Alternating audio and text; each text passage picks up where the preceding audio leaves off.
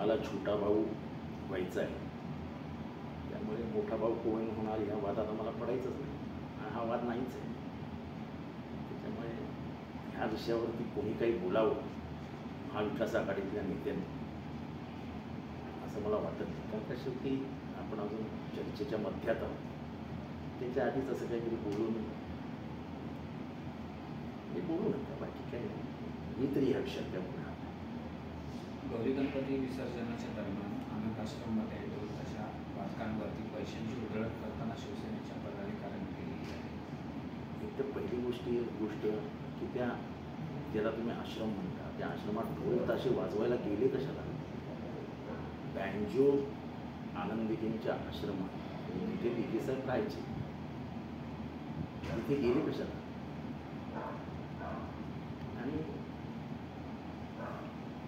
संस्कार नसलेले, संस्कृती माहीत नसलेले काही करते असले की असं काही नवीन काही घडलंय असं मला वाटतं. परंतु सर त्यांचं असं म्हणणं आहे की दिघे साहेबांपासून चाललेली ही प्रथा आहे. दिघे साहेबांना मानवंदना देण्याकरिता ही सर्व मंडळी यायची. ठीक आहे, दिघे साहेबांच्या अंगावर पैसे उडवलेले मी तरी कधी बघितले.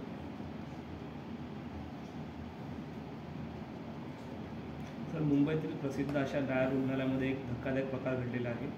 एका परिचारिकेसोबत लैंगिक अत्याचार घडलेला, त्याची जबाब देखील पोलिसांनी नोंदवून घेतला आलेला नाही आहे. त्यांनी देखील याबाबत ट्विट केली. रंगाई का झाली ह्याची चौकशी व्हायला हवी आणि ज्यांनी केस रजिस्टर केली नाही तर ताबडतोब सस्पेंड करायला हवं. सगळ्या बलात्कारांमध्ये हेच व्हायला लागलं की पोलीस गुन्हेच जर नोंदवणं नसतं. बदलापूरला पण तेच झालं. तेव्हा ह्याच्यातलं गंभीर योग की स्त्रियांवरचे अत्याचार वाढत आहेत आणि त्याचं कारण पोलिसांवरचा दबाव आणि त्यांची नंतर होणारी निष्क्रियता हे त्याचं कारण. छगन भुजबळ असं म्हणतात आहे की ज्यावेळी आंतरवली सर्टिफिकेट दगडफेक झाली त्यावेळी तिथून जरांगे पळून गेले. नंतर मग रोहित पवार आणि राजेश टोपेने त्यांना तिकडे बसवलं. नंतर मग शरद पवारांना बोलवलं. शरद पवार आल्यानंतर उद्धव ठाकरे आले. मी एवढंच सांगू इच्छितो आणि याचा फायदा मी एवढंच सांगू इच्छितो, एकतर हा घटनाक्रम अतिशय चुकीचा आहे. शरद पवार हे कुणालाही न बोलता न कळवता हे सगळं झाल्यानंतर दुसऱ्या दिवशी सकाळी 8 वाजताच तिथे पोचले. किंवा हे उगाच काहीतरी यांनी त्याला पोचवलं, त्यांनी त्याला पोचवलं, त्याच्यातलं काहीही खरं नाही. पहिला माणूस, पहिला राजकीय नेता हे झाल्यानंतर तिथे लोकांची चौकशी किंवा जरांगेंची चौकशी करायला गेला असेल तर त्याचं नाव शरद पवार. गिरीश महाजनांचे व्हिडिओ व्हायरल होते. ते मतदारसंघात गेल्यानंतर त्यांचं चिखलातून ते जाताना बारामध्ये पळ काढतात आहेत. नागरिकांना जरा जाब विचारला होता की मतदारसंघात काम केल्यावर पळावं लागलं. काम नसेल केलं तर लोकांचा राग असतोच. आम्ही नाही पळत कधी मतदारसंघात. मी तर दिवसा ढवळ्या 24 तास मतदारसंघात काम केलं. माझं वाक्यच आहे, काम बोलेगा काम बोलता है. सर, पुणे असेल, मुंबई असेल अशा ठिकाणी हिट अँड रनचा प्रकार मोठ्या प्रमाणात घडतात. तर संभाजीनगरमधील हिट अँड रनची घटना घडलेली आहे. त्यामध्ये 4 जणांचा जागीच मृत्यू झालेला आहे. अतिशय वाईट बातमी होती की आई मुलगी एकाच जागी ठार होतात, दारू पिऊन मुलगट गाड्या चालवतात. म्हणजे कुठेतरी पोलिसांची दहशतच कमी झाली असं म्हणायला काय हरकत. खरं तर मी नेहमीच पोलिसांची बाजू असतो. कारण का पोलिसांवर इतकं दडपण, राजकीय दडपण, ह्याचं दडपण त्याचं दडपण, त्याच्यामध्ये तो त्रस्त असतो. पण कुठेतरी त्यांनीही जे त्याचं ब्रीद आहे ते सोडून समाज हे म्हणजे पिवळा ॲरिस्टॉटल आणि प्लुटोनी सांगितलेलं की पोलीस ही समाजाची गरज आहे. त्याचा जो पेहराव असतो त्याला लोकांनी घाबरलं पाहिजे. हे आजचं नाही आहे. हे 3 आणि 4 हजार वर्षापूर्वीचे फिलॉसॉफर सांगतात की पोलीस हा त्या समाजाला शिस्त लावणारा एक घटक असलाच पाहिजे. त्या घटकाला जर तुम्ही एवढं दाबून घाबरवून ठेवणार असाल तर तो हळूहळू मनातलाच निष्क्रिय होतो. कारण का हिट अँड रन केलं, कोण येणार, दबाव येणार, मग मला त्यांना सोडावं लागणार, म्हणजे मग त्यांच्यासमोर माझी मान खाली जाणार. त्याच्यापेक्षा जाऊ दे ना, म्हणून त्यांना मला काय करायचं आहे तर ते अगरवाल प्रकरणात झालं ना, अखेरीस उघड झालं ना फोन आलेले म्हणून.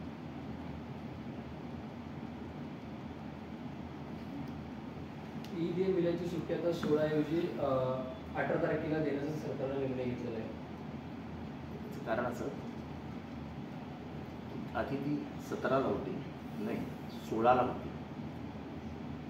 16ला ईद ए मिलादुल नबीच्या मिरवणुका निघाल्या असत्या तर त्या रात्रीपर्यंत चालल्या असत्या, कारण का त्या मुंबईत खिलाफत हाऊसवरनं सुरू होतात आणि मुंबईतले गणपती ज्या रस्त्याने जातात त्याच रस्त्यावर त्यांची मिरवणूक असते. त्याच्यामध्ये काही मुस्लिम म्हणजे बहुतांश मुस्लिम मौलांनी मिटिंग घेतली आणि उगाच वाद नको, आपण एक आपला सण आपली मिरवणूकच आहे, तर मिरवणूक कधीही निघू शकते, म्हणून त्यांनी निर्णय घेतला की ही मिरवणूक ही दिनांक 18ला करूया आणि 18ला हा जो सण आहे हा आपण 18ला साजरा. मला वाटतं की ही सामंजस्याची भूमिका आहे, कुठेही ठिणगी पडू नये, कुठेही धर्मद्वेष वाढू नये. कारण का कित्येक ठिकाणी तुम्हाला असं बघायला मिळेल की लालबागचा गणपती, गणेश गल्लीचा गणपती ज्याला मुंबईचा राजा म्हणतात, चिंतामणी, हे सगळे जे गणपती लालबागवरून निघतात त्यांचं प्रचंड मोठं स्वागत भेंडी बाजारमध्ये होतं. ही प्रथा आहे मुंबईची, त्या प्रथेला गालबोट लागू नये म्हणून इस्लामला किंवा मुसलमान समाजामध्ये जे मोठे मोठे नेते आहेत, धार्मिक नेते, त्यांनी हा निर्णय घेतला आणि मला वाटतं की त्यांच्या ह्या निर्णयाचं कौतुक केलं. महाराष्ट्रामध्ये जर महाविकास आघाडी सत्ता आहे तर केंद्रातील भाजप सरकार जाईल, चंद्रबाबू नायडू असतील, नितीश कुमार असतील, ते पाठिंबा काढून घेतील असं सूत्रधारांचं मत. त्याबद्दल तुम्हाला काय वाटतं? मी एवढा मोठा नेता नाही.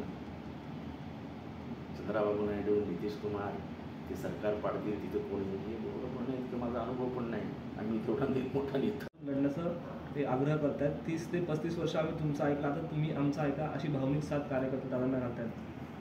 त्यांच्या ते बारामती आणि पवार आणि शरद पवार आणि अजित पवार यांच्यामध्ये मी कधीही बोललेलो नाही, बोलणार. महाराष्ट्र विधानसभा के लिए कांग्रेस को ज़्यादा जगह मिलेगी और वही इंडिया गठबंधन में जो बाकी पार्टी है उनको किस तरीके की जगह मिलेगी? साहब पहली बात अभी चर्चा हो रही, इसके पहले ही मैं कुछ बोलूँ तो मेरे लिए अच्छा नहीं, मेरे नेता को ये बिल्कुल पसंद नहीं आता. इसलिए मैंने लगातार मैं बोलता आ रहा हूँ कि इस विषय पे मैं कभी भी बात नहीं करूँगा. ये कोई मीडिया के सामने करने की बात नहीं है, ये 4 दीवारों में बैठ के अंदर करने की बात है. मैं इस विषय से मेरे से सवाल मत पूछो. मेरे नेता को ये पसंद नहीं आता. सर, सोशल मीडिया पे एक वीडियो वायरल हो रहा है आनंद आश्रम का, जिस तरीके से पैसे उड़ाए जा रहे हैं उसको लेकर अनेक तरह के सवाल उपस्थित है. क्या आनंद आश्रम में इस तरीके से पैसे उड़ाना, ये क्या कुछ इसके ऊपर है आपकी? बड़ी शर्मनाक बात है. जिस जगह पे उनका वास्तव्य था उधर ये कुछ होना, ये किसी के भी दिल को दुख देने वाली बात. जिस आनंद आश्रम को मंदिर माना जाता था, आज उस आनंद आश्रम में बाहर के जैसे पैसे लुटाए जा रहे हैं. ऐसा है, लोगों के दिमाग में जब गुरूर पैदा हो जाता है, जब अपनी मर्यादाओं को भूल जाते हैं तो मर्यादाओं का उल्लंघन, मर्यादाओं का उल्लंघन और गुरूर इसकी निशानी है. सर, क्या महाविकास आघाड़ी को अपने अलायंस को मुख्यमंत्री का चेहरा घोषित करना चाहिए? नहीं करना चाहिए, क्यों करना चाहिए, क्यों करना चाहिए. आने वाले विधानसभा. दूसरा सवाल यह है कि हमारे में 3 बड़े नेता हैं. एक शरद पवार जी, उद्धव ठाकरे जी और कांग्रेस के 3 नेता, राजीव गांधी, राहुल गांधी, सोनिया गांधी और मल्लिकार्जुन खड़गे जी. ये बैठेंगे, हम सत्ता में आएंगे तो वो तय करेंगे और हम निष्ठावान सैनिक हैं. हमको जो आदेश आ जाएगा कि जितेंद्र इसको उठाओ तो उसको खंडे में उठा लेंगे. इतनी चिंता करने की क्या बात. अभी तो लड़ाई शुरू हुई है, लड़ाई के पहले ही क्या होगा ये कैद करने वाला मैं आदमी नहीं, इससे ये सवाल कभी मत पूछिए, इसका जवाब मैं कभी भी नहीं। सर राहुल गांधी क्या जब चुनाव 3 के बाद दिवसीय अमेरिका में एनसीपी शरद पवार पार्टी की सिंगल लार्जेस्ट पार्टी बनने की कितनी उम्मीद है? देखो हर पार्टी ये चाहती है कि मैं ज़्यादा जगह चुन के आऊँ, तो इसमें कोई गलत बात नहीं है। तो भी संख्या और कितनी हो सकती है? मैं कोई अंकशास्त्र का भविष्य का करता नहीं हूँ, अंकशास्त्र मुझे जानता नहीं हूँ। महाराष्ट्र की जो राजकीय परिस्थिति है, जो पॉलिटिकल परिस्थिति है, उससे देख के ये लगता है कि महायुति के सरकार को फिर से सरकार में आना बहुत कठिन है। क्या विधानसभा के बाद एनसीपी का मुख्यमंत्री बन सकता है? फिर से आप मुझे वही सवाल करो जिसका मैं जवाब जिंदगी में नहीं दूंगा। सर राहुल गांधी जब अमेरिका दौरे पे थे उस दौरान उन्होंने 3 प्रमुख चीज़ों पे बात की, आरक्षण, उसके अलावा सिख कम्युनिटी और प्रधानमंत्री का 56 इंच का सीना, इसके अलावा जो लोकसभा में जो हार पराजित हुई 240 सीट पे, इसको लेकर भारतीय जनता पार्टी व शिवसेना शिंदे लगातार उनके ऊपर आंदोलन कर रहे, उनके पोस्टर को मारे। उन्होंने जो इक्विटेबल सोसाइटी करके कहा है, उसका अर्थ समझने की कोशिश कीजिए। इसका अर्थ आपको मिलेगा डॉक्टर बाबा साहेब अम्बेडकर ने जो कहा है एनिहिलेशन ऑफ कास्ट, इसका मतलब है समूल उच्चाटन, इरेडिकेशन नहीं, समूल उच्चाटन। वो कहता है कि जब तक समूल उच्चाटन नहीं होता है, एक समाज व्यवस्था नहीं आती, तब तक आरक्षण नहीं हटाया जाता। सिर्फ उन्होंने क्या कहा कि समूल उच्चाटन हो जाएगा तो हम आरक्षण हटा देंगे। उनके बोलने का अर्थ लोगों ने गलत किया। वो तो भाजपा का तरीका है। आपको याद है मेरे हाथ से अम्बेडकर जी की तस्वीर गलती से पड़ गई थी, मैंने तुरंत माफ़ी भी मांग ली। दूसरे दिन भाजपा सरकार ने कहा, भाजपा के मुख्य जो है बावनकुळे साहब ने, कि जितेंद्र आव्हाड के खिलाफ आंदोलन करो, अम्बेडकर के खिलाफ है। लेकिन जिस समाज से मैं 30 साल का रिश्ता जोड़ के रखा हूँ, वो समाज का एक भी बड़ा आदमी सामने नहीं आया, एक संगठन सामने नहीं आया, और सभी ने कहा कि जितेंद्र आव्हाड के हाथ से गलती हो सकती है, वो ऐसा कभी भी नहीं कर सकता है। वैसे मैं कहता हूँ, दुनिया चाहे भाजपा और उनके विरोधी जो चाहे वो करे, लेकिन जिसके दादा ने, परदादा ने संविधान लाया, उस संविधान में डॉक्टर बाबा साहेब अम्बेडकर को ये मुक्तता दी, स्वातंत्र्य दिया कि आप आरक्षण लाइए, वो खून आरक्षण के खिलाफ बात करेगा, ये मुझे मंजूर ही नहीं है। अगर वो बात करते तो मैं उनके खिलाफ बात करता। लेकिन इक्विटेबल सोसाइटी, एक समान समाज व्यवस्था, ये आज भारत की गरज है। अगर वो नहीं होती तो फिर हम कभी नहीं मांग करते कि जाति न्याय गणित जनगणना होनी चाहिए, जाति न्याय जनगणना होनी चाहिए। ये राहुल गांधी हमेशा कहते हैं। इसकी वजह ही है कि जाति न्याय आज भी समान समाज व्यवस्था नहीं है। आज भी हमारे ही लोग गटर में उतर रहे हैं, संडास के टंकियों में उतर रहे हैं, वही काम कर रहे हैं जो पिछले 5000 सालों से कर रहे हैं। तो ये समान समाज व्यवस्था है। आज हमारे न्याय व्यवस्था में कितने दलित है, तो हमें समान समाज व्यवस्था की अपेक्षा है। वो लड़ाई उसकी है, और समान सेवा व्यवस्था के बारे में बात करना ये कोई गलत नहीं है। हाँ, सब कुछ ठीक हो गया कि सोने का भारत फिर से दिखने लगा, सब अछूत छूत के मसले मिट गए, सब खत्म हो गया, तो कौन चाहेगा। लेकिन आज भी मेरे घर में मैं दूसरा आदमी हूं जो पढ़ा लिखा हूं, और कोई कोई घरों में 10-10 पीढ़ियों से लोग पढ़े लिखे हैं। तो ये अंतर कभी ना कभी तो कम करना पड़ेगा, तब समाज व्यवस्था समान होगी। इसको समाज व्यवस्था समान करने की उम्मीद ही नहीं, जिनकी अपेक्षा ही नहीं, जो करना ही नहीं चाहते, वो तो बीजेपी में जाके बैठे हैं। बीजेपी का जन्म ही उसके ऊपर है।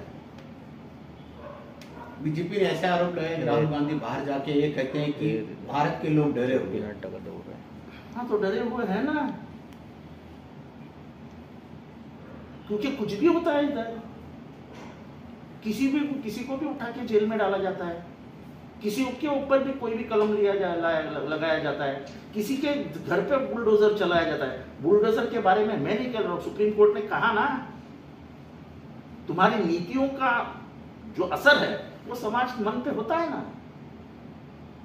जब ट्रेन में एक बुड्ढे को मारोगे और पुलिस उन गुंडों को छोड़ देगी तो समाज मन में क्या असर होगा? मुसलमान डरेंगे नहीं कि हमको तो पूछने वाला ही कोई नहीं है। हिमंता बिस्वा शर्मा आसाम में एनआरसी लेके आता है, कोई बात करता है उसके ऊपर? आज आसाम में डिटेंशन कैंप तैयार है, डिटेंशन कैंप में लोगों को भेजा गया है। किसको मालूम है? क्योंकि अपनी दुनिया के बाहर हम सोचते ही नहीं है। जो राज्यों में बीजेपी की सरकार आएगी वहां वहां वो एनआरसी लागू कर देंगे। उत्तर भारत में जाके देखिए, हिमाचल में क्या हालत है देखिए, कितने मस्जिदों पे हमला हो रहा है वो देखिए। भारत ऐसा कभी भी नहीं था। मंदिर और मस्जिदों पे हल्ला करने वाला भारत नहीं देखा था, अब देख रहे हैं। और ये भारत नहीं। कहीं ना कहीं हिटलर शाही अलग तरीके से किया जा रहा है, ऐसा आपको लग रहा है? वो जान दो, हिटलर अगर जान दो, लेकिन ये भारत अगर ऐसा ही रहा तो ये देश का पाकिस्तान हो जाएगा। सर, बारामतीतील कार्यकर्त्यांकडून